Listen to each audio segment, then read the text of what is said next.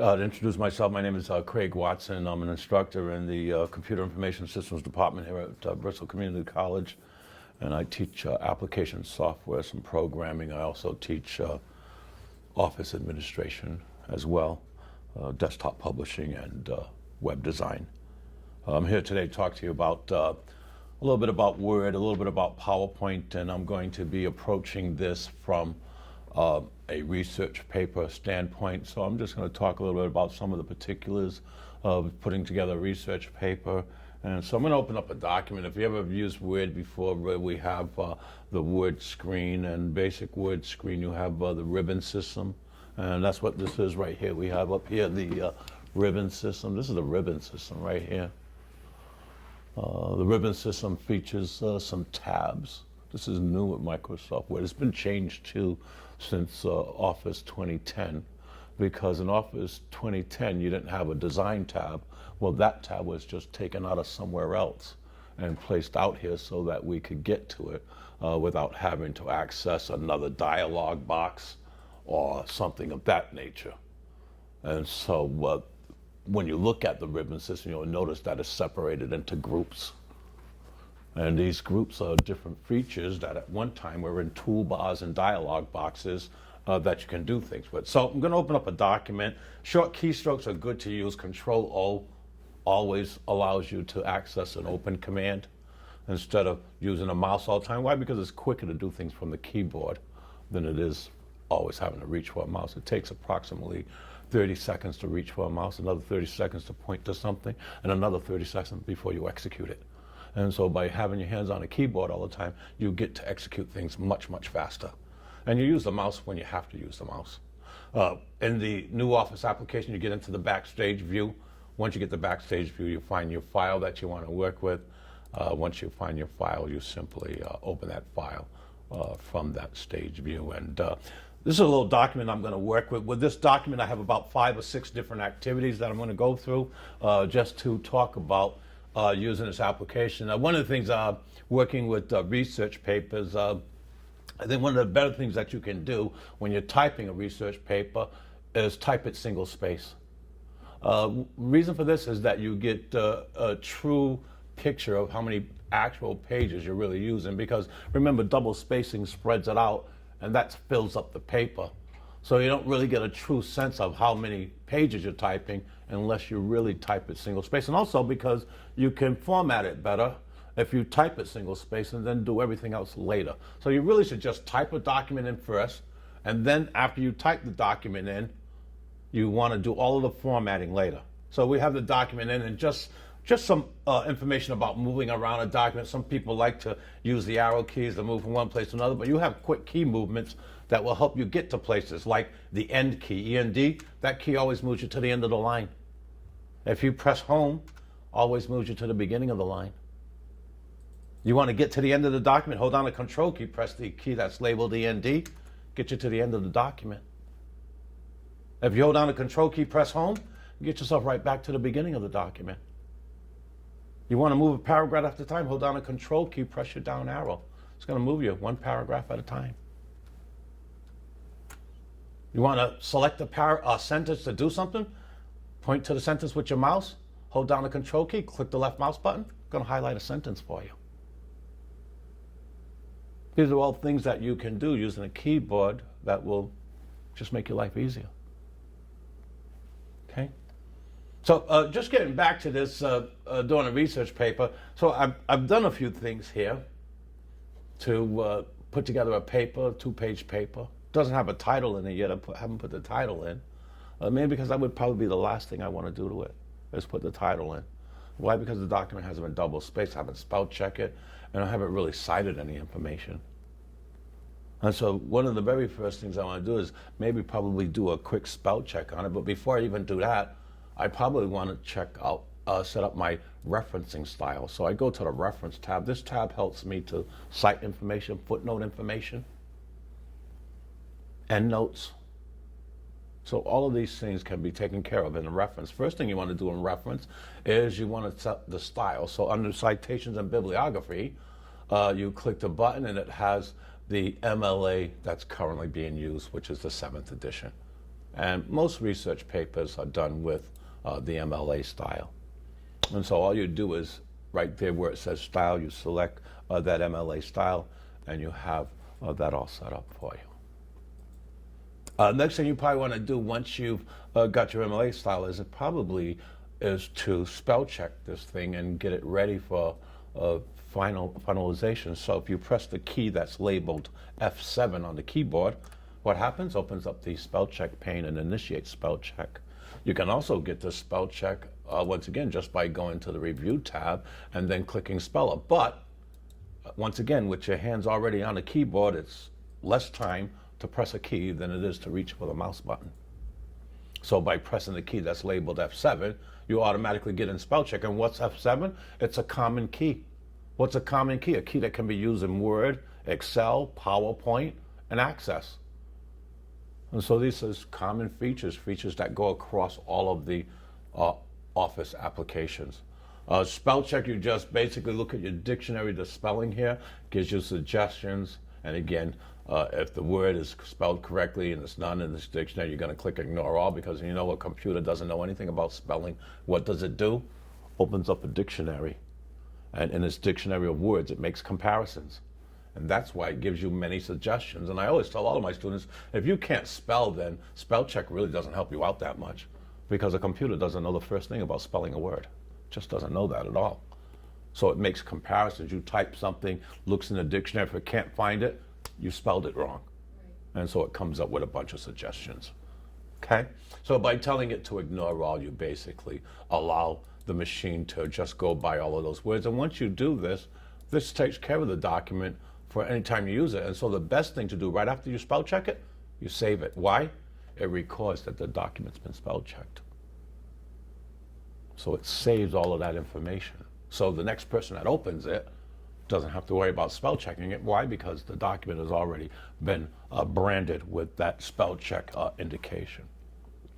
So one of the very first things that you do with a research paper, you might want to cite some information. So I just want to show people, first of all, how to correctly cite sources when you're doing a research paper. One of the better things to do is to basically gather all of your sources on a piece of paper. And this piece of paper, I've just set up a little table that basically lists the author, title, the year, the city where the thing was published, who the publisher was, and what type of medium I got that information from. And so this little grid will help me basically to populate something in the word processor that will help me cite my information at a later time. And this just makes everything a lot easier for you. I see a lot of students in labs, basically they go on the internet, they find something, and then they go back on the internet and just highlight something and pop right back into the paper and paste that stuff right back in. But that's really not the proper way to cite information. Citing information has a certain format, and the word processor has that format already installed, and all you need to do is use it. So once you set up the style that you want to use, then you want to go back to your reference tab and click on Manage Sources. That's under Citations and Bibliography group. So you click on Manage Sources, and what happens? It opens up a source manager. This manager is used to manage your citing information. You'll notice that if you're looking up here in the box, you'll notice that I've already put one of these citations or sources in there. And if I wanted to modify that source, I would just click on it, and one of these buttons here will allow me either to delete it, copy it, or edit that information. But I'm going to put a couple in new just so that you can see how to cite some information. So once you get into the Manage Source, you click New. New automatically opens up the Create Source dialog box. The very first thing in the dialog box you want to do is you want to indicate where you got that information from. Word has every possible source that you can get a piece of information from. That's nice. It is. It's very helpful. Very, very helpful. Once you have the particular source, you just click on it.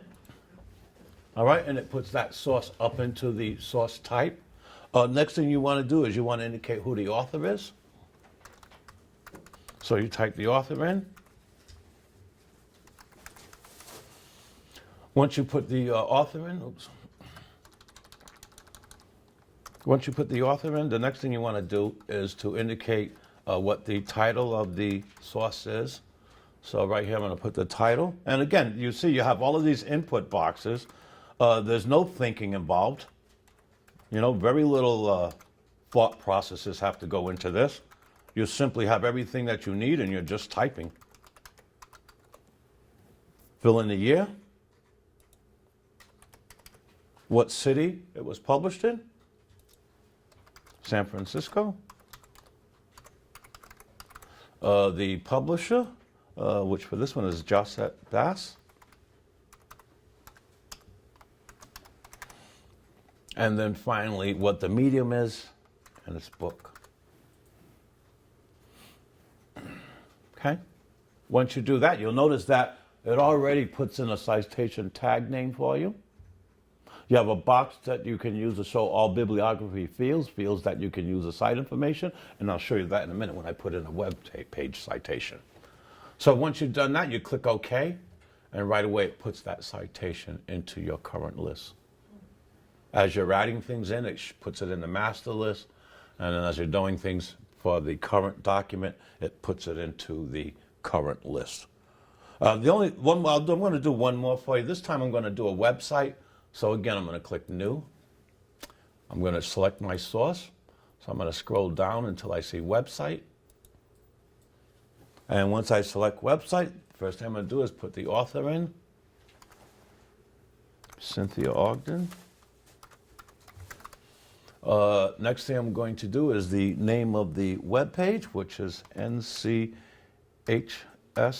Data Brief.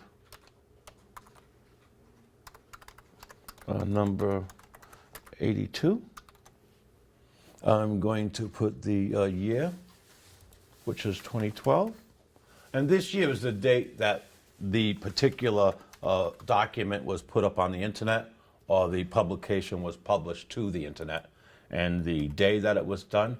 And then finally, if you're citing information, you've got to indicate when you actually went in and looked at that information. What was the date that you actually did it? And so 2016 is the date I'm using. The month is January. The day that was accessed was the 17th, and the medium was web. Now, if you're taking something off the internet, one of the best things to do is to indicate the particular URL that information came from. So in order to see that field that you can populate, right here where you see Show All Bibliography Fields, you must have clicked that button. Why? So it can open up the remaining information so you can look at it. Once it opens up the remaining information, well, you can scroll down, and once you scroll down, you got the URL right there, and you should type in whatever that URL is, www.nchs.com/brief82. So after day access, Mm-hmm. when you have the URL, Yes. I don't have that. I just have You click the Show All Bibliography Fields. Put a Okay. check I mark in lost that it. box. That's Yep. Put a why. check mark in that box, Yep. and that sets that up for you. Okay. Okay. Once again, after you do that, you just click OK, and you have all of your sources that you need to cite. Any questions? Anybody? I love that. So now that you've cited some information, well, probably the next thing to do is to actually go in and place some citations somewhere in your document, especially where you actually taken information out of another document, and now you want to reference that. So I'm going to tell you how to put a citation. So right here, this has to be cited, this information right here. So the first thing I want to do is I want to go on my reference tab, and I'm going to use the insert citation feature this time. Why? Because if you look at the insert citation feature, what does it have in it? All of the works that I've cited. So everything's right here. This is going to set everything up properly for me. I don't have to do anything. All I got to do is put my information where it needs to be placed. So right here, this piece of information is right here. I'm going to cite this young man right here, Eric Spool. And there's the citation. Okay, students try to do this manually. And when I see them doing it manually, what I try to do is tell them, let the word processor do this work for you. They can do it much better than you can. It knows how to position things. The next thing is to put something on page 2. Control G, that's a go-to key. Hold down the control key, press G, type the number 2, press enter, and I'm on page 2. Close the box, and now I can do what I need to do on page 2. These shortcut keystrokes give you that ability to move around and do things much quicker than it is when you're using a mouse. And right here, I'm going to put this citation from Cynthia Ogden. So again, I'm going to go insert citation, and her citation goes right there, and I have my citation. Now, how about if I want to indicate a page number that I actually got something from? Well, I go to the citation I want to use. That's on the first page. So back to the first page. Right here, I'm going to click on the citation. You'll notice that when I click on a citation, I get a little box. If I click the arrow, I get a box where I can either edit the citation. Edit the source brings me back to the source so I can make some changes in it. Convert the citation to what's called static text, which is just plain text. Or finally, to update the citation in the bibliography because I need to make more changes to it. But I'm just going to edit the citation itself. And so I'm just going to click on Edit Citation. It's going to give me a dialog box to add something. And where it says Pages, I'm going to type the page number I got the information from. I'm going to click OK. And the word processor is going to take care of it very neatly. Next thing you probably want to do, even before you double space the document, you probably want to do a few things with setting up the beginning of the document. So one of the things you probably could do, if you really want to do this in a manner that makes things much quicker, well, what you would do is this. First thing I always do is put my page number in. Well, to put a page number in, I want to put a header in. So I'm going to go to Insert. I'm going to go to the header. And then I'm going to tell it I need to edit the header. That puts me right into the header area. Okay? Most research papers and structures require you to put your last name, and they want it on the right. So, Control R, right alignment. Put you on the right side of the page. Type your last name. Most students, what they do is they'll type the page number. That doesn't number the pages. That just means that now you got to go to every page and change the page number. But all you do is double click in the document, and it's going to close the header. If I scroll down to page 2, you'll notice that page 2 has my last name and the page number. So the next thing I'm going to do is I'm just going to do Control A. That's going to highlight everything. Then I'm going to hold down the Control key, press the number 2. That's going to give me my double spacing. And because I typed it all single space, a page and a half, I have a 3-page report. Instead of typing it double space, you type it single space. Why? You get a truer picture of how much information you're typing. So highlight Control 2. Control A is highlight everything. Control 2 is double space. Piano. Right? Okay. That's nice though, rather than having to do it the other way. Yes, it is. It is. It makes yep. It's Okay. just a matter of knowing a few shortcut keys and set you up. Any other questions? Once you do that, probably the next thing to do is to get your name and title on this thing. So get to the beginning of the document, press the Enter key, and then just press your up arrow. That's going to put you in the right place. Right here would be the very first thing you would have to type is your name, what subject it's done for. And if you don't want that much spacing in it, what do? Shift Enter. Just do what's called a little return for it. Shift Enter is just a soft return. And right here you would put what the course is. After you put the course in, the next thing would be who the instructor is.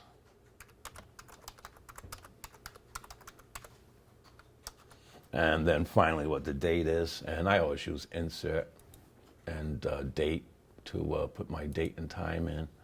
And there's my date. Click OK. Press the Enter key this time. And this time I'll hold down the Control key, press the letter E. And that's going to put me right in the center of this document. And I'll put the title in.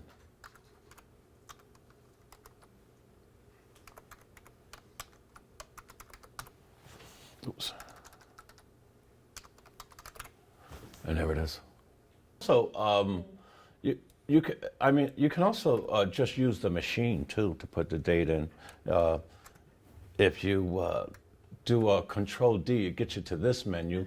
But at one time, Alt D, and I think it's Alt Shift D, puts the machine date in.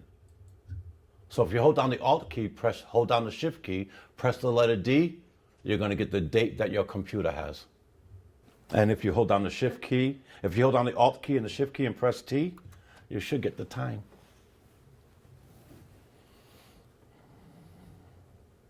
So if an instructor wants you to put the time that you do something, you can always date stamp it or time stamp it right from the computer itself. And you'll notice that I still have a spell check here. Why? Because I just typed something else in there and I spelled it wrong. And so if I right-click the mouse, it's going to show me, and I'll just tell it to ignore all. I still have to put my works cited in. And so I need to get to the end of the document. Control End gets me down to page 3, right to where that last quotation is. If I hold down the Control key, press Enter, I'm going to get a brand new page. And there's my new page. I'm going to go back to references. Once I get back to references, I'm going to go to bibliography, and I'm going to put my works cited page in, and there it is. I don't have to do anything. This is MLA style, and in MLA style, works cited is centered. All the paragraphs are hanging indents.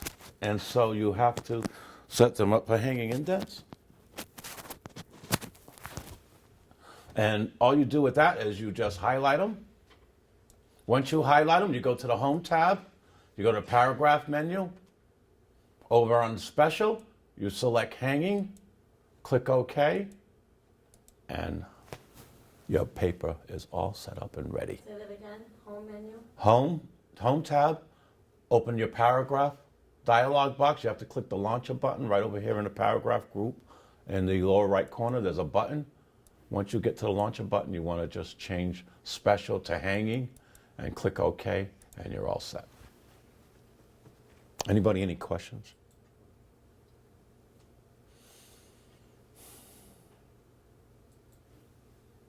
And this is, just a little bit something on using a research paper. Just one more thing before I just take a quick look at PowerPoint and answer some questions first related to Word. If you want to express some key points in a research paper, the best thing to do is to create a list, either a bulleted list where you're going to list them in bullets, or as a numbered list where you're actually going to state what those points are. So it'd be click the numbering button, or if you don't want to use that type, you want to click the arrow on the numbering so that you can choose the numbering style you want to use. Once you select that numbering style, you just simply want to put your list items in.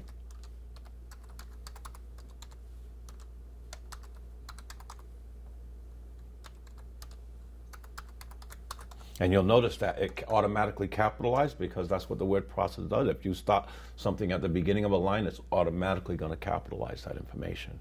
Once you're done with your list, just press Enter twice, and it takes you out of it.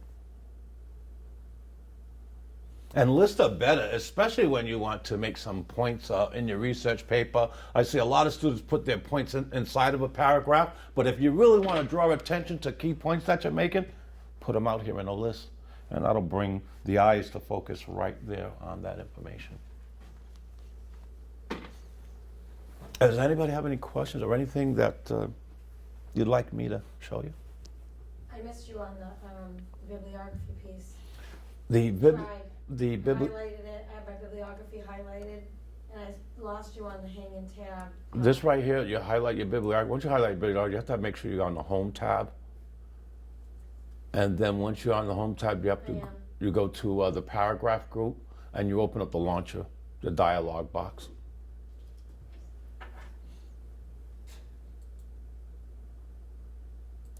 And there's your dialog box. Once you open your dialog box under Special, change that to Hanging, and click OK. And And then what did that do? All it did was further create the indentation, so it's an actual hanging indent. You really can't see it, but Right. you can see it right here. This is a hanging indent. That's a 1/2 inch right there. And you really didn't notice that much. Why? Because when you put your citation in, it does some formatting for you. But you really Mine didn't do it because I didn't have anything with 2 lines. right, yes, Okay, right. that's So why. you're not going to notice it with All right. just single lines. But you still add in the hanging indent. Why? In case you add in a new Right. source, it's automatically going to follow the formatting that you've already preset for it.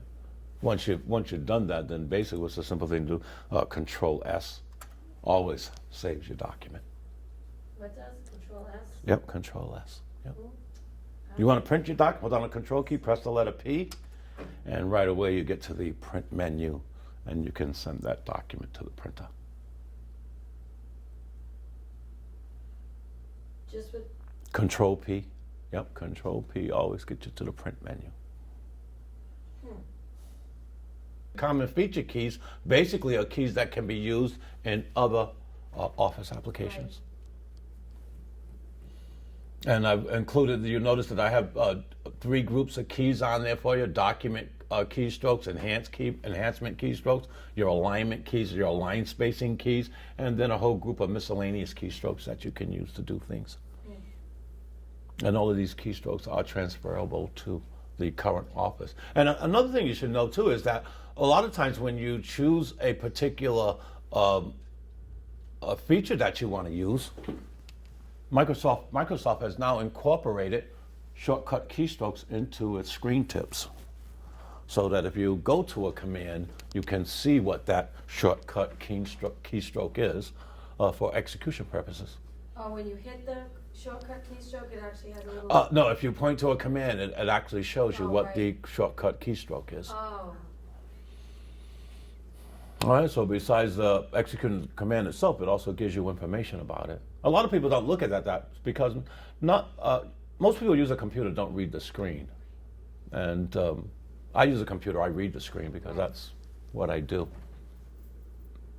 You know, so I spend more time making sure I yeah, pay it. people don't. They just Yeah, go, they peruse everything and they're trying to find something fast. Right, And exactly. they don't really They don't take write the anything down or. Nope, they don't take the time to really Right. look and see what's there.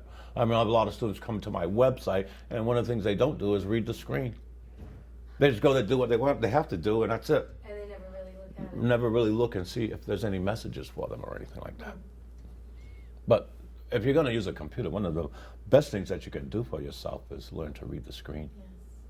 because it just helps you out a lot. Any questions? Anybody?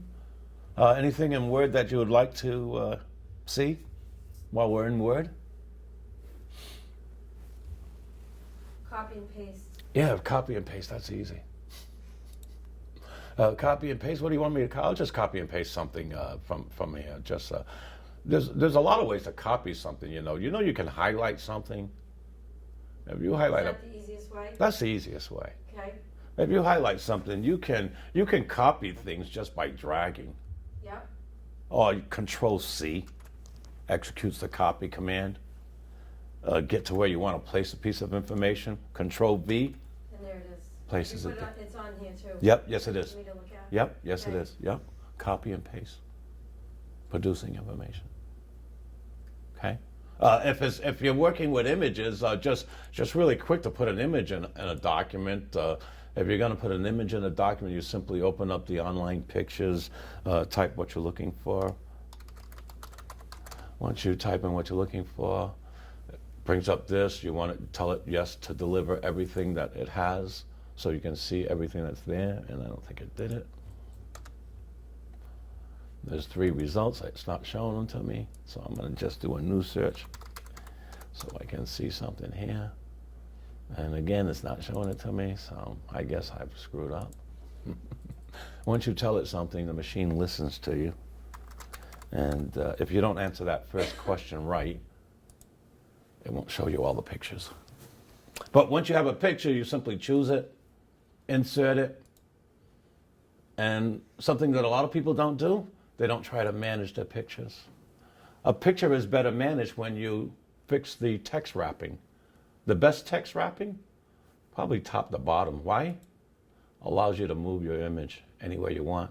Once I got that green line, that tells me what? My picture is centered. And so now I have my image centered. I might want to make the image look a little better, so I'll use a picture style. These are picture styles. Choose the picture style I'm interested in, and it's all set. And if I move this picture anywhere I want, the text will adjust itself to it, as you can see. Why? Because I'm using my text wrap to tell it how to manage the text when it wraps around the picture. How to do that. What your In a text? certain image, like, Yep. I always, when I teach, so say I'm gonna type up something to hand out to the kids, Mm-hmm. and I'm home, so now I have a new computer with Windows 8 on it, Mm-hmm. so it's new, and that's even worse, but maybe not. Nope, because So it's it's on the insert. Yep, the office is going to be the same. Once you click on a picture, with text wrapping, one thing you got to remember with But text when wrapping. if I wanna, I'm sorry, when I wanna find it, I go to insert, right? Right, the insert tab, yes. Well, actually, no. All you do, this menu comes up whenever you click on the picture. You get the picture tools, the But contextual when I'm tab. looking for something. When you're looking for something to insert, you want to go to insert, And then I go to, online pictures. okay, and then it brings up the Bing box. Yep, and you and type I in whatever search you. what I'm looking for. Exactly. Okay, Yep. If you're going to go out on the internet and get it, then basically all you want to do is open up a browser window, and once you open up the browser window, probably the best engine you want to go to is basically do a search on Google. Go to Google. Once you get into Google, you could basically just go to images. Once you get to images, well, there are many different things that you can do with images once you get here. Oops, typed too fast. But it knew what I was looking for. So if I type travel in right here, I'm going to get some pictures. I can use a picture. I can right-click the mouse and copy the picture. What I like to do is I like to use my snipping tool.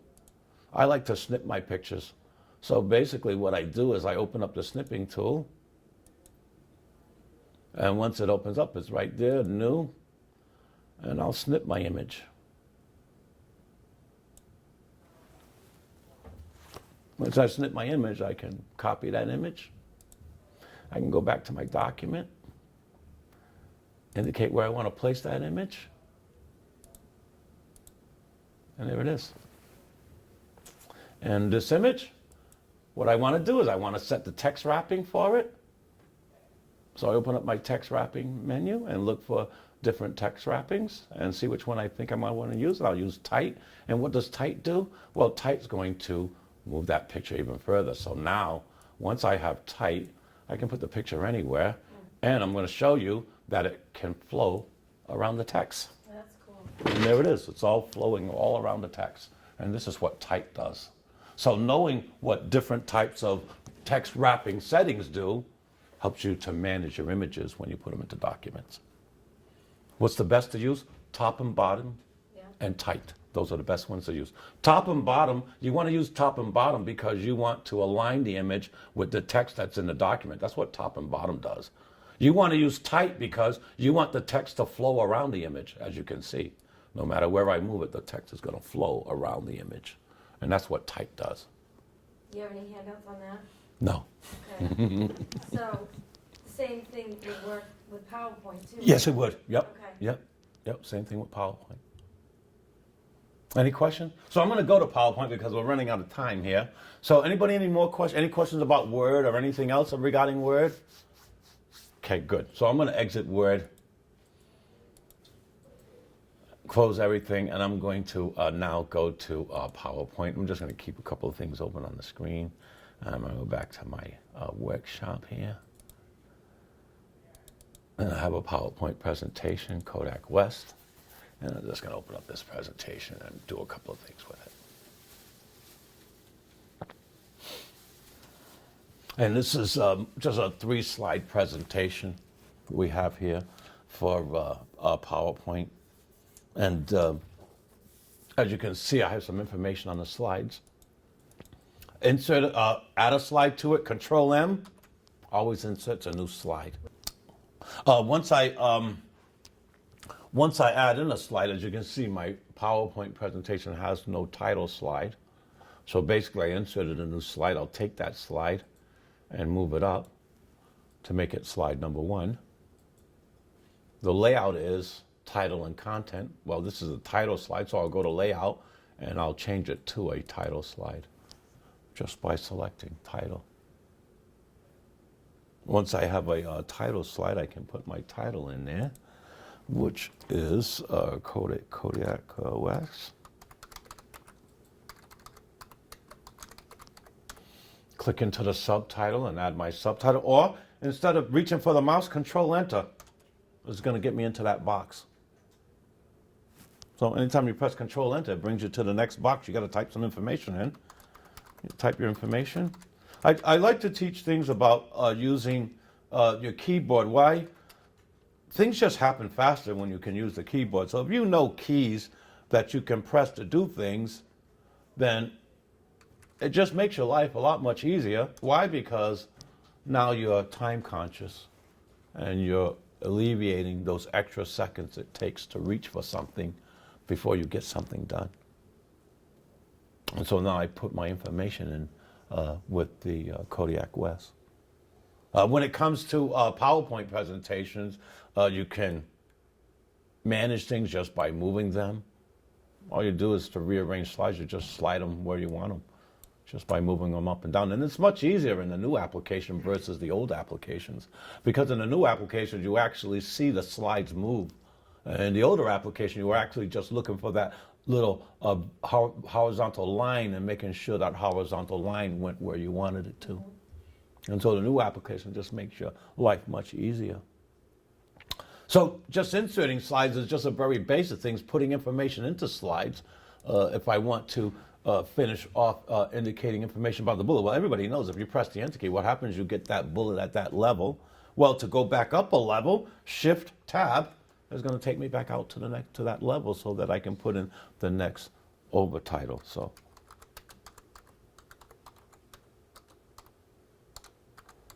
and I would just type the information that belongs there.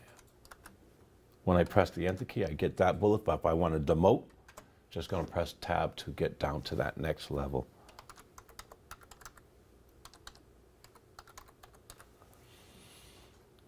And once I'm done typing all of the lists, again, Shift Tab to go back out there.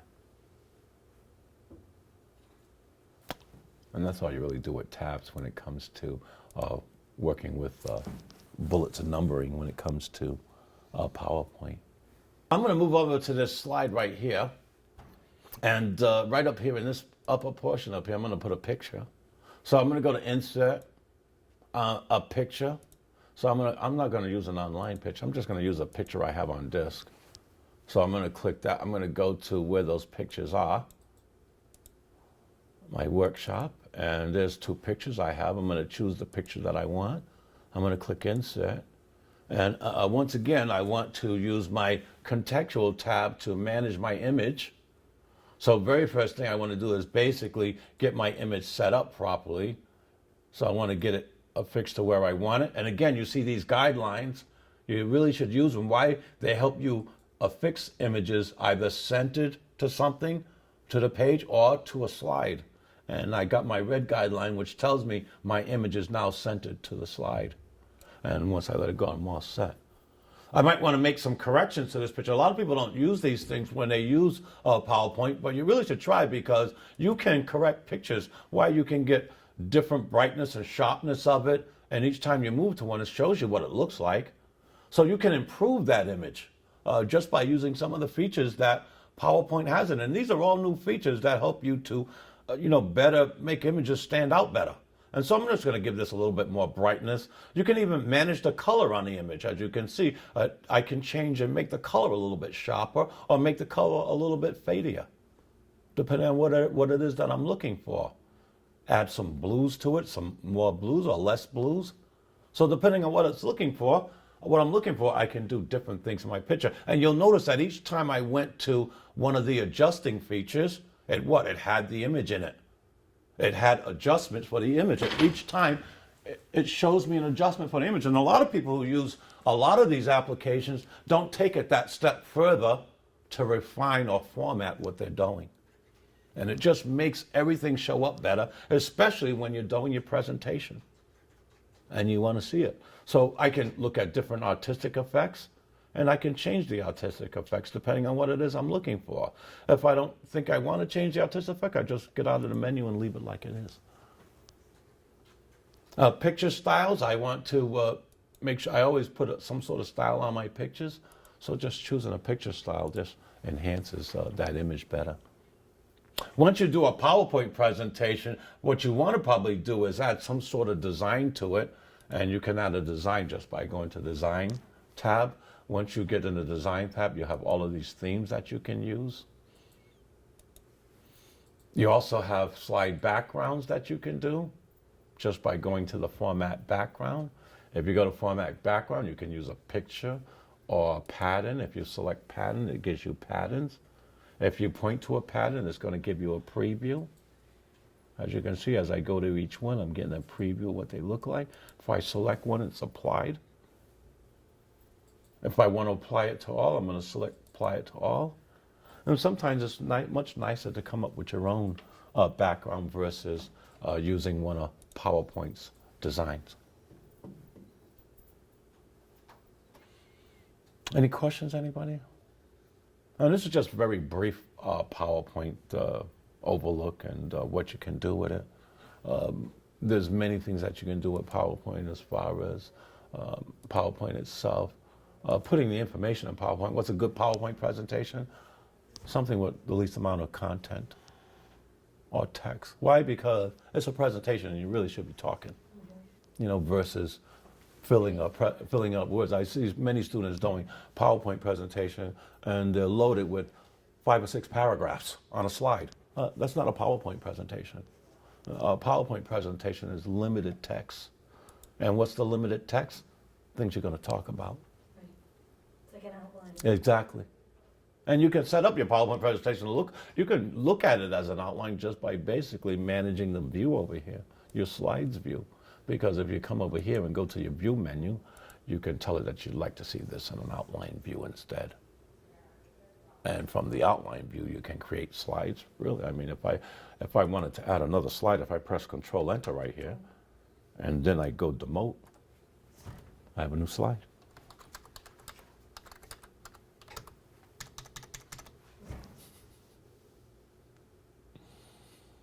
Any questions?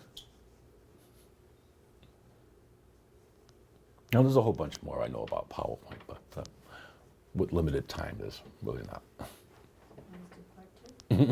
Yeah, there's always part 2. And there's a whole bunch more that I haven't even talked about in Word as well. So I think that this is a good beginning. It gets you some starting points as to how you can work with the software and do different things.